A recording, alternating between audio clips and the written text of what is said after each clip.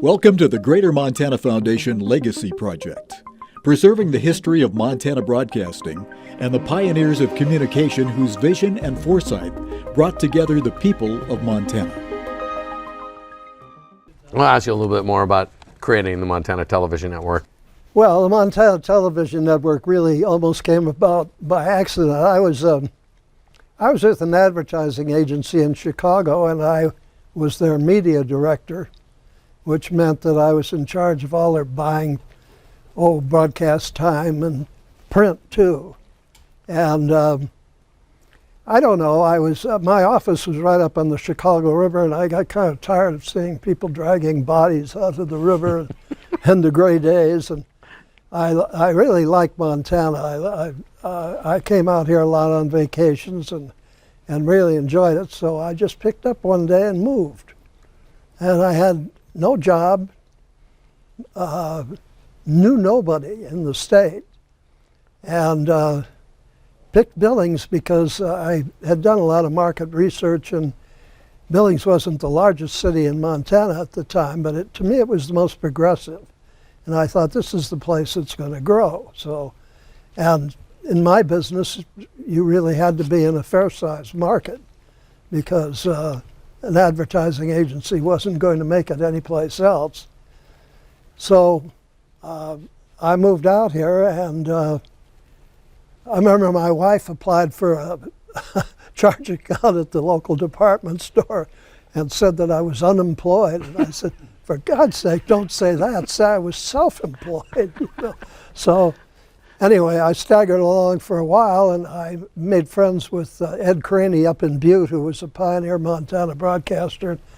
I did some market research work for him, and I got employed as an advertising agency by the Yellowstone Park Company.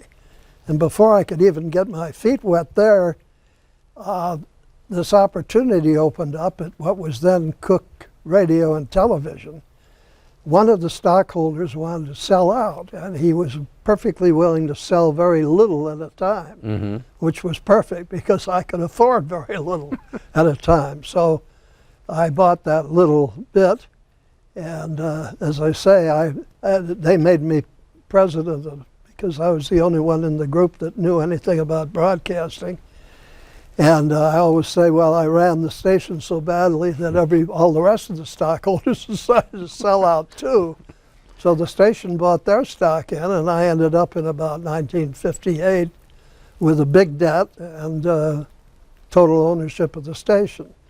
And then my friend in Butte decided that he wanted to get out. He was considerably older than I was, and in those days you could pile up money in a corporation and not have to declare it out in dividends, and you could take it out in capital gains tax. So he had a lot of money piled up, so what I did was take his money out of the station and pay him back, which was a pretty good system. And so we had Billings and Butte, and then eventually I added Great Falls, bought that from Dan Snyder, and we built a station in KPAX in Missoula. And then we linked them all together with microwave. That was fairly forward thinking at the time. I think we were just about the only statewide network like that. And it was quite effective. In fact, our competition in Missoula said that one point he told the FCC that I had a stranglehold on Montana, and I wish that was news true. To you. Yeah. It wasn't quite the system that he described, but it came together, and as I say, we had hoped that with a statewide newscast, what we did was originate in Great Falls with Bill Whitsitt originally, and then with Ed Coughlin. Both of whom were first-rate anchors, and they would give national and state news, and the state news would be clips and also live cut-ins from the various stations, so that we could cover the state pretty well. And then we would cut away to local news and come back for sports. So theoretically, it was a good system, but it didn't work very well in Billings because our competition was able to instill the idea that we were not a local newscast, that we were a state newscast, and that we, if it was local news, you had to tune into their station. And they were fairly successful in that. So we didn't do as well here as we did every place else, but by and large, it was very good. I think, let's see, I ran for the MTN for 30 years, and I think we lost 2 rating books in Wow. 2 markets in that period of time. And one was because we had just started in Missoula. We were just on the air and people weren't accustomed to it. And the other was here in Billings, we lost 1 rating book because NBC, which was with our competition, put on a whole bunch of specials that were pretty tough to compete with. But I think that string is still intact, by the way.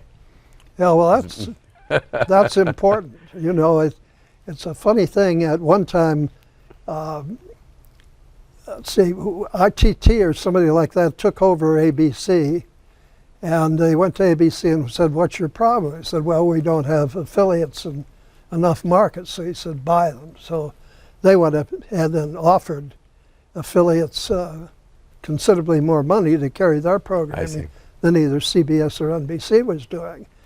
And I went to New York to talk to them, and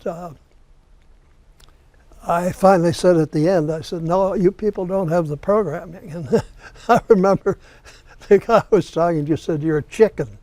I said, "No, I just want to be first."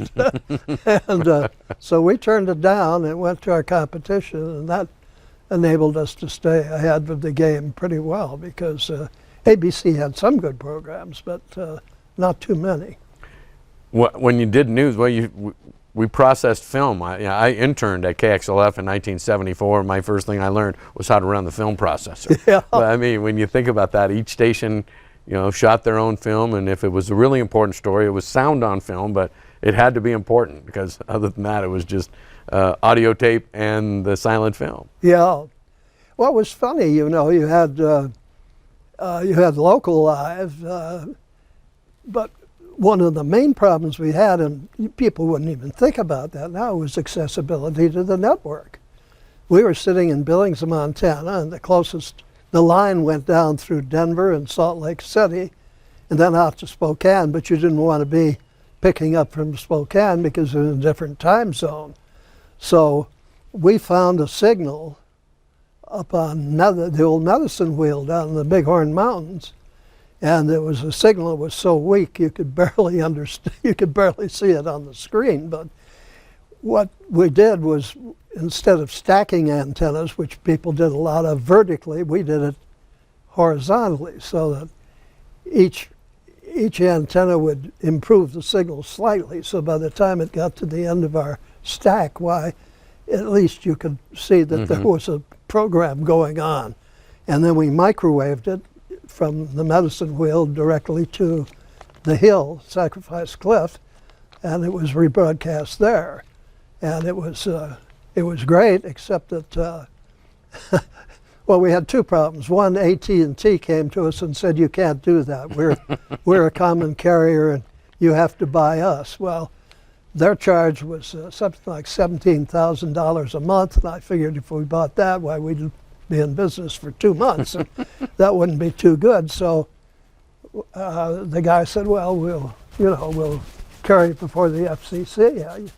I said, "Well, we can't afford your service." He said, "That's your problem." I said, "No, it's your problem because we're going to tell people when they can't get the World Series Call AT&T. that AT&T is the culprit." And he thought that over for a while. He said, "On the second thought, we won't sue you." So we did get the signal, and it was, as I say, it wasn't great, but it was a great improvement over what we had.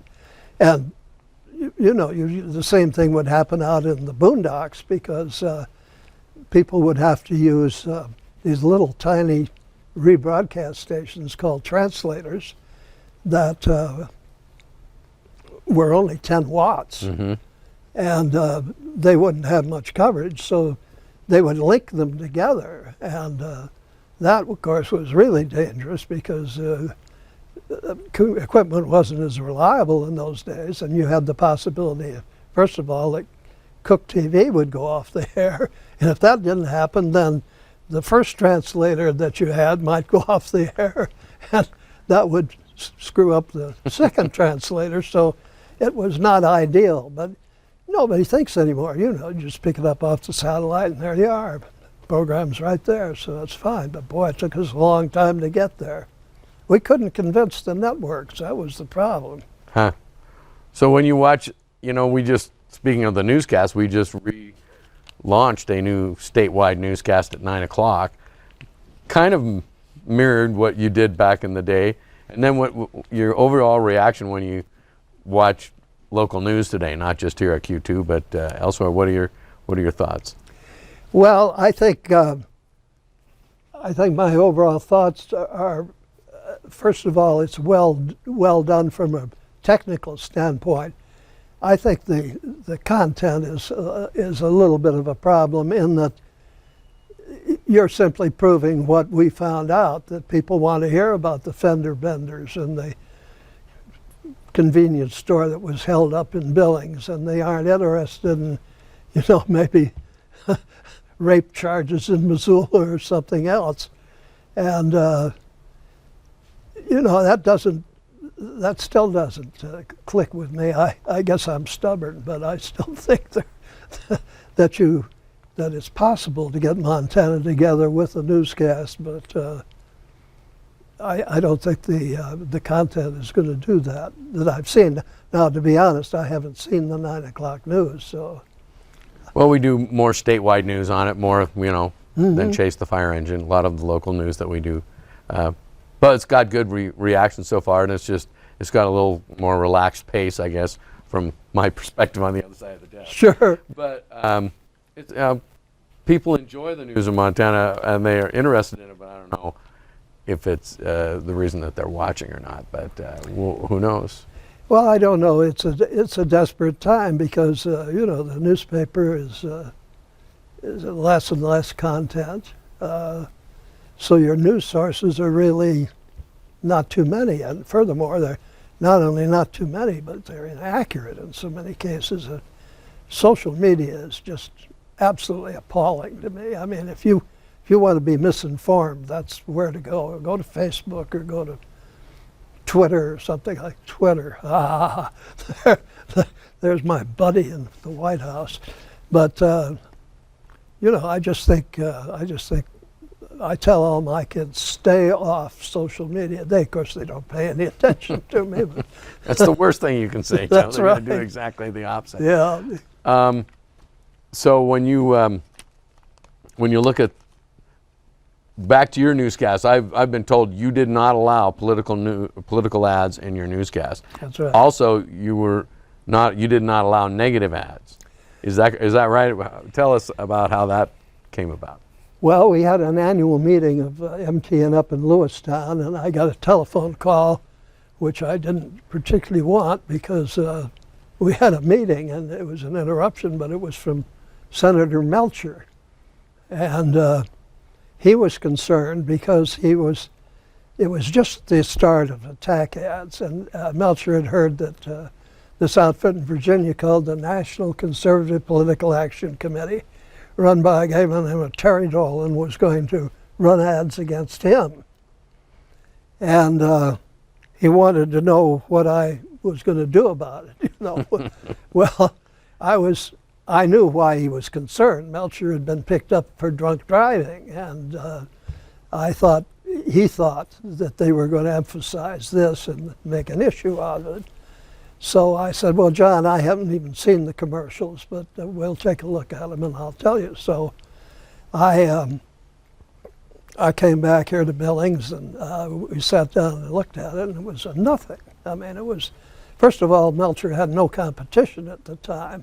They were trying to establish it so that he could get competition. But it simply said that he was out of touch with Montana. Well, that is a nothing as far as I was concerned. So I told the Nick Pack, no way were we going to run these. Well, we got sued, and we won the case. But in the process, we turned down $45,000 in advertising, which we could ill afford to lose at the time. And it cost us $30,000 to file through a Washington attorney. I think it was a 2-page statement. It was fairly expensive. So we won the case, and we won it despite I had everybody in Montana call me. I mean, every lawyer had an opinion on whether or not I could turn down those ads. And I said, believe me, I can. And I even got a call from Judge Murrow in Butte, who was telling me I ought not to take the ads, and he mumbled on for a while, and finally I said, look, Judge, I respect your knowledge of the law and everything else, but I've been in this television business for X number of years, and I have studied the communications law very carefully, and I'm going to either carry or not carry the ads based on their content and whether they serve the public interest, and that's it, period. That was the end of that conversation. I'm sure the judge didn't think too well of that, but it was a mess. I mean, and yes, we did. We kept political commercials out of the newscast because I didn't want anybody to think that it was an endorsement of any sort. That may be far-fetched, but I really think that's a good policy.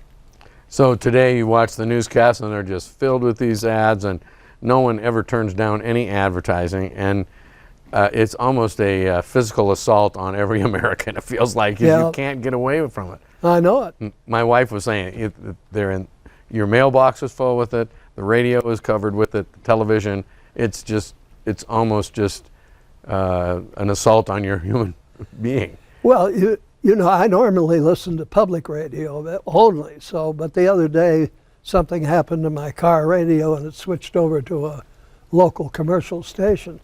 I couldn't believe the number of political commercials they were running, and the dreadful stuff that people were saying about one another, and they were all third-party people, so...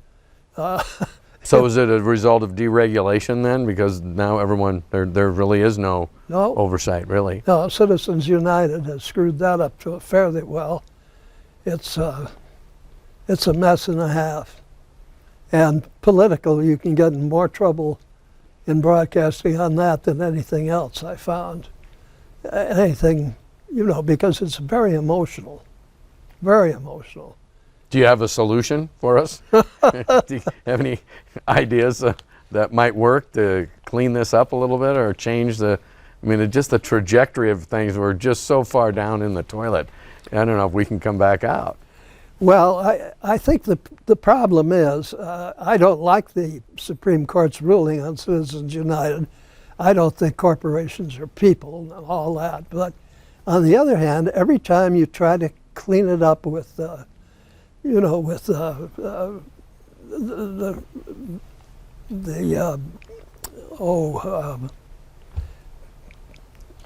political advertising limiting in any respect. Right, any kind of... You run against the First Amendment, and it's tough. I can see the Supreme Court saying, look, we can't go against the First Amendment, that's it. So they come to some ridiculous conclusions as a result, but still in all, it isn't anything you can clean up. You can help by getting rid of Citizens United, and I guess Tester has got a bill in that does that. But it seems like the whole concept of the public's airwaves, and those of us that still broadcast, we're on the public's airwaves, but the public has lost all control. That's They're right. really not the public's airwaves. No, it isn't. It isn't. It's I don't know. It's you get into the government in Washington, but you've always had problems. The FCC has had over the years, has had some good people and some absolutely terrible people. I mean, they put people right in jail from the FCC into jail. So it's pretty hard to say that their choices have always been great. But I can remember, we had a funny situation up in Lewistown.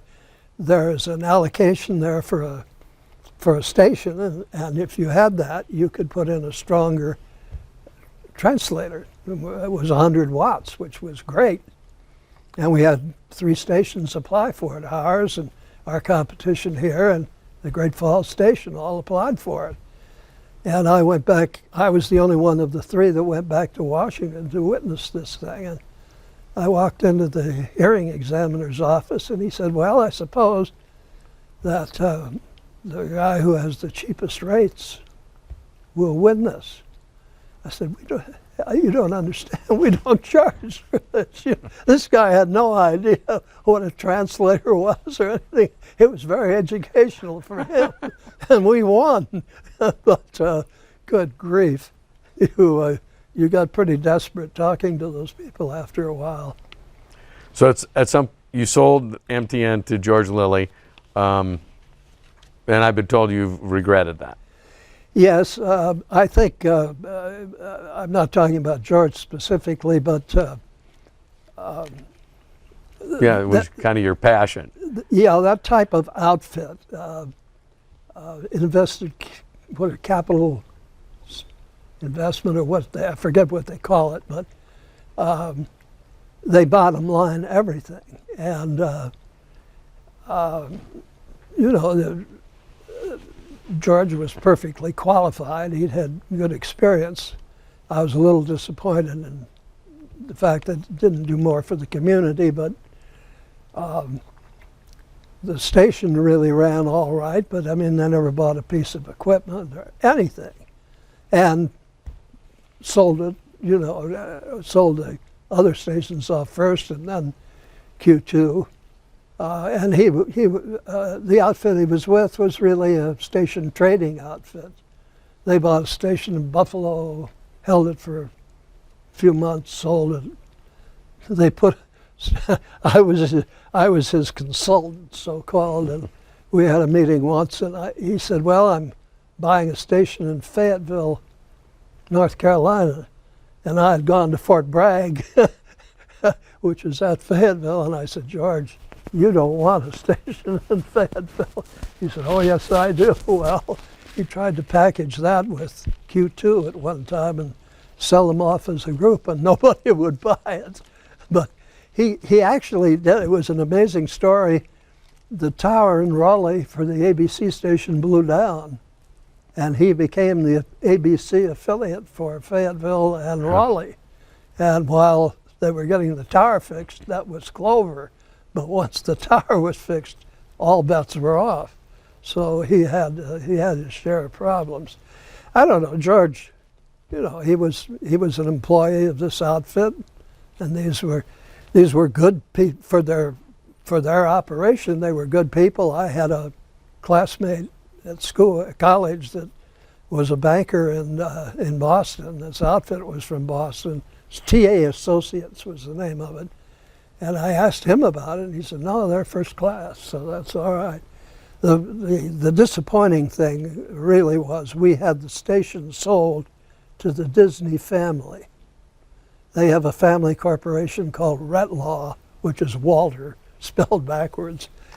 And we had the deal all set up, and everything was going just fine. And they had some bean counter there who decided, I can tweak this thing. Well, he tweaked it around. Needless to say, it was not in our favor. And I thought we had a deal. I had the assurance of the broker, and we'd even they'd inspected it. They had a guy named Joe Drilling who was a good broadcaster. He would have been a first-rate custodian at these stations. He came out here and went through all the stations and said, great, it's good. But so we almost were owned by Disney, huh? Almost owned by Disney. Darn it. So you saw that the stations have been sold now. Yeah. Any thoughts there? No, I think Cordillera has done a good job. I have I think it was a great improvement because they, I think they have the right attitude toward broadcasting. I have met the gentleman in charge of that outfit, from the fellow the Charleston, South Carolina newspaper. He has a ranch down in Wyoming, I think. And The Manigault, Peter Manigault. yeah, and I met him because he was at a party that a friend of mine gave down in Kirby, and seemed like a good guy, you know. So I've been happy with that. Yeah. And I've been happy that I'm not in the business anymore. So everything works out for the best in the end, I guess. Well, I do enjoy your jazz shows on the public radio, and Well, I know you've recorded those. Do you still record them? Do you update them, or are they all recordings now? Or? no, the only one now that we do live or new is the fundraiser. The fundraiser. Yeah, we just finished that. And the thing I can't figure out is I thought surely everybody that listens to this kind of music is dead by now because I'm 95 and I'm just discovering it, so you know, I mean, I have been, but that's the funny thing, you know. We of course we get all the names coming in, and a lot of them are just like family practically. But we got a lot of new people this time, and every year we raise more money. So there must be people listening. I can't figure well, you it out. provide such good background and stories about the pieces and the artists that. Well, it's been fun. I really enjoy jazz, and I enjoy jazz musicians because they're a different class of people. Believe me, they're different and they're interesting. So it's been a joy. Kind of keep your finger in the world of broadcasting a little bit too. Oh, So. sure. What is it? Something like 78 years or something. I've been. Who's counting? Yeah. When I sold the stations, I wasn't quite prepared for it, to be honest. I thought we'd reached a point where there wasn't a great deal more we could do with the state of broadcasting as a whole at the time, and satellites were still in the, a bit in the distance. So I was prepared to sell them, but I didn't think they'd move as quickly as they did. I was only 61 when the sale was completed, and I had figured it'd take 3 or 4 years to get these stations on the market and sold and everything like that. So I wasn't really quite prepared for it. And then the other thing I guess that I miss is the inability to get on the air and give editorials, which I did very rarely, but I would love to get on the air today. Believe me, I'd probably be put off the air just as quickly. If you've got a good editorial, we'll be willing to listen to it. I'm sure Stepanek would jump on that. No, he wouldn't. I'm afraid after I got through talking about my good friend in the White House and a few other things that have been going on that he wouldn't. But it was a mixed emotion because, first of all, the station was sold, as I said, to a group that really didn't spend any money on it and didn't continue on with what few projects we had in development at the time, so that it was disappointing to me that it was going in that direction.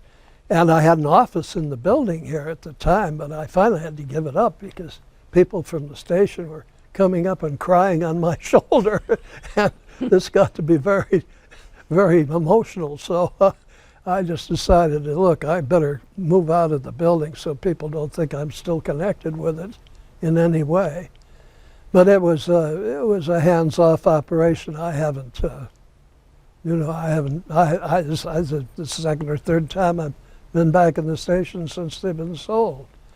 And it's changed a lot, and I think changed for the good. It's progressed. And that wasn't happening under the people I sold to. So that was my concern. Looking at the old test pattern here, does that bring back memories? Looking at. Oh my Lord, yes. It was really strange, when I had a chance to buy the station, I went around the whole area, to see where it was covering, but you had no coverage surveys or anything like that. We ran the first one with Nielsen after I bought the station, but I would go around, and when I'd see an antenna, I'd stop in and check with the farmer or whoever had it, and say, what are you watching? What do you like? What don't you like, etc. And I'd find the outer limits of the thing. And I got down out of Buffalo, Wyoming, and there was an antenna, and I thought, God, this guy can't possibly be getting Cook TV, it's the mountains in the way and everything else. And I stopped in to see him, and he said, no, he said, I don't get Billings. He said, but 10 o'clock every morning I get Green Bay, Wisconsin. And it did, you had skip reception. We were big in Tampa, Florida for a while because for some reason or other, your signal goes up and hits the ionosphere and then bounces back down again. And apparently it just bounced right to get us into Tampa because we had several letters. There were always people who, in the early days, would report when they saw a distant station. They had kind of a thing like ham radio and that sort of stuff. But it was interesting to see where we were and where we weren't. The one thing I remember is when color TV came on. It was, bigger than the high def that we have now. But what's your recollection of when Cook TV went color? Well, we were at a disadvantage there because NBC was the first to go color, and I think Great Falls or somebody bought a color camera before we had color. But once it came, I thought it was a real blessing. I think, I don't know, we still ran black and white, and they aren't that bad, but I hate to admit this, but I'm a Lawrence Welk fan. Right. And I watch their shows, and of course they do show some of their old black and white shows. And they aren't bad, but they don't have the zip or anything. So color was a tremendous factor, I thought. And I remember the story of someone would call here and want to talk to Lawrence Welk. They thought he was performing here in the studio. Oh, he had worse than that. There was a lady down in Wyoming that thought Lawrence Welk was watching her undress at night. And she was really concerned. And what did you tell her? I tried to explain how television works, but I don't think I ever convinced her. She was absolutely assured that Lawrence was peaking. Of all people, I think Lawrence was about as straight and narrow as you could find. It's a funny thing, though, about Welk. People laugh and everything else, but a lot of his people came up here and performed at the State Fair or the Midland Empire Fair here in Billings. And they come up to the station, and do spots and things like that. And I want to tell you, I never met anyone off that show that wasn't a first-class person. They were great people. I mean, Welk, of course, was a straight arrow. There's no question about it. But he only hired straight arrows. And, we had Larry Hooper and we had Myron Florin and people like that. And they were... Did the Lennon sisters ever come? The Lennon sisters. I was in love with one of the Lennon sisters, the youngest one, I think. Yeah. I was at an affiliates meeting in Chicago, and people could dance with the Lennon sisters. Wow. And I thought, boy, I'm going to dance with Janet because the people back in Billings, my friends will all die. But I finally lost courage and didn't do it. But yeah, they came very early. They were very small when they first came out here. And they had to come up, they came up to Sacrifice Cliff because this station wasn't here then. But you built this building. Yeah, built a building in '59. Well, we had to. We had stiff competition. It was owned by oil people and headed by Phil Fortin, and he was a very good businessman. But he fortunately didn't know anything about broadcasting, because if he had, he would have killed me. But he had a studio downtown, so we had to get a studio downtown because people got tired of hauling their stuff up on Sacrifice Cliff, so we had to do that. And he was a good competitor. Good competition is a good thing. Yeah, it makes you sharp and that's right. Keep you on your toes. No, we probably wouldn't have moved downtown as quickly as we did if it hadn't been for him. I think he and we had it was a peculiar thing. When I came with the station, Fortin had applied for the second station, and it was too small a market for two stations. And people who owned this station at the time recognized that, and they filed with the FCC to keep Fortin out, at least for the time being. And when I took over the station, I pretty much had to decide whether I wanted to continue the suit or not. And I looked at it, and I had, I had good contacts. I had worked with Procter & Gamble and like that in Chicago, and I called them, and they said, no, we aren't going to buy your station. It's too small, So I thought, well, this is not going to be good if you have to divide. Right. As I say, we're programming 4 hours a day, and divide that programming up between two stations. That's not good, and furthermore, the audience would not be that good. So it was well worth continuing, and we went down, and I testified, and our manager testified. The hearing examiner was the chief hearing examiner, and we had a prominent broadcast economist as one of our star witnesses. The only thing that hearing examiner allowed into the record was the name and address Really? of the economist. He said, oh, that's all speculation. He said, we're not going to look at that. Then he allowed my manager, who was kind of a talking nut, but he described every fish in every stream in the coverage area of Q2. He allowed all that to go on the record. The record was a ton of stuff about that big before you got through. It took him 18 months to come to a decision on it. So I thought, oh my God, how can you run a business like this? But that's the way it was. Let me ask you one more question.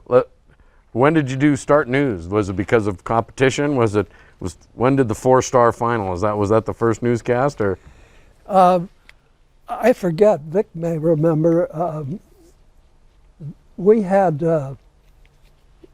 I think we had a newscast at the time, but we had a lot of it was divided up into what I called schlock, which was the 4-star final was an idea I stole from the NBC station in Chicago, because they had done a good job with it.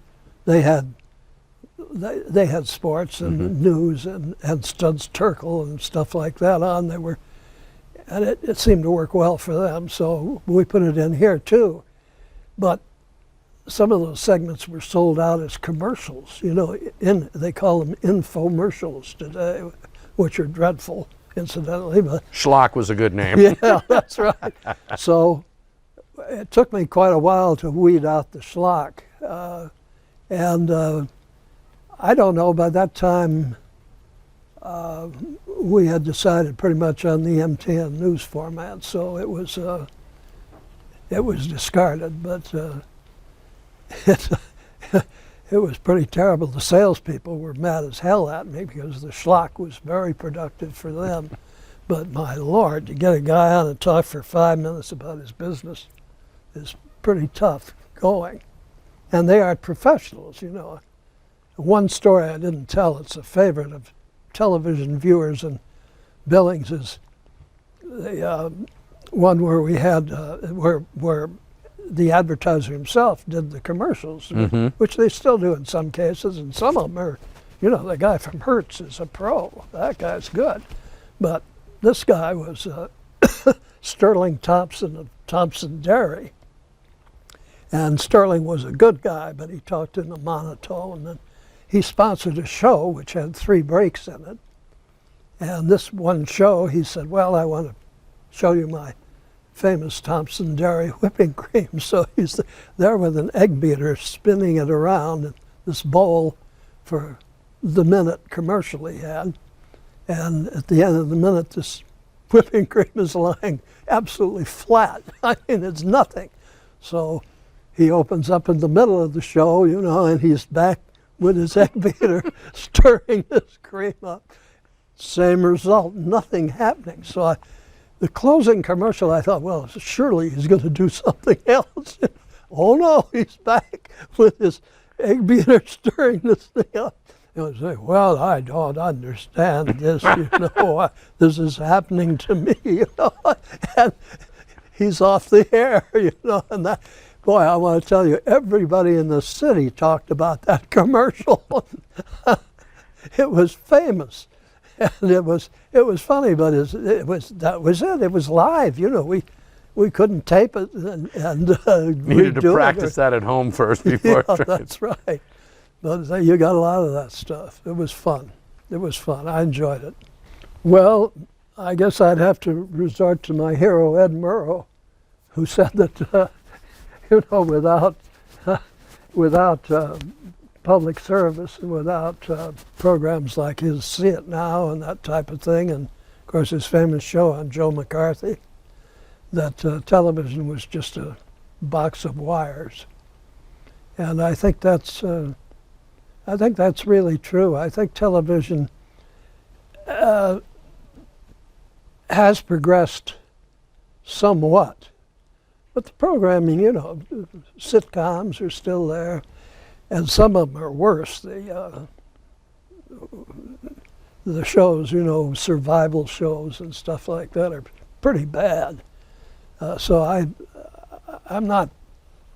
guess I'm not as big a fan of television as I once was. I watch sports and news now primarily, and I think they're well done.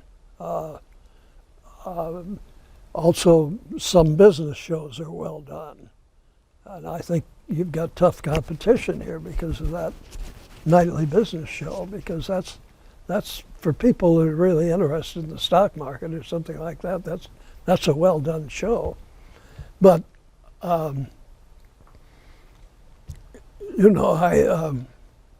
when you asked me when we were down at the office what I thought of right. some of the shows, I think I delivered a very blunt opinion. It's too bad, but on the other hand, you've got the way it's set up. You've got to draw an audience, and these things draw an audience. But they're having more trouble now because of you're not down to 2 or 3 stations anymore. It's so splintered and it's so specialized now, and some of the special programs, as you mentioned, are really awesome. Yeah. I mean, if you just want to watch mountain climbing, you can do that as long as you want. But like the real estate shows, the housing and the curb appeal and all those my wife watches them constantly. She'll watch reruns. Well, I watch a lot of C-SPAN because I think C-SPAN tells you much more about the senators and the congressmen than you can learn from when they come back home and appear on an interview show or do commercials, for their election. I was very favorably impressed by Tester. Because in the Wells Fargo hearing, when Wells Fargo had all their problems with the fake accounts, there was Elizabeth Warren flying around the ceiling, up in like a moth to flame, and just lecturing the president of Wells Fargo and giving him hell for everything. Tester was asking very sensible questions. What are we going to do in this case? What action are you going to take to correct this problem, And I was very favorably impressed by him because I thought at the time, here he is on the finance committee. I thought, this guy drives a Deere tractor up in Big Sandy. What the hell does he know about finance? Well, I found out that he either knows quite a bit or he's got a heck of a staff, because these questions were first rate. The same with Mark Zuckerberg in the Facebook hearing. He had very pointed questions. What are you doing to prevent this from happening again? And what accountability can you assure us? It was very pointed. So maybe the same staff member, I'm not sure, but very good questions. Yeah. Well, I think that's important. And, when you watch C-SPAN, you learn who the showboats are, and Ted Cruz, the prosecutor, I call him, because he wants to show somebody up. You know, he's not interested necessarily in getting answers on which you can take action, but he just wants to show the guy up that he's a bum. Well, you can make your own opinion as to whether he's a bum or not. You know, you don't need help. But I think C-SPAN is quite informative. Sometimes it's pretty dull, you know. But I like their history too, because I'm a Civil War buff, and they have a lot of very good people on the Civil War. So it's where I watch a lot of television these days. Sorry, fellows. No, that's fine. I mean, it's interesting. This programming series is brought to you by the Greater Montana Foundation, benefiting the people of Montana through communication of issues, trends, and values of importance for present and future generations of Montanans. And by the Montana Historical Society, Big Sky, Big Land, Big History.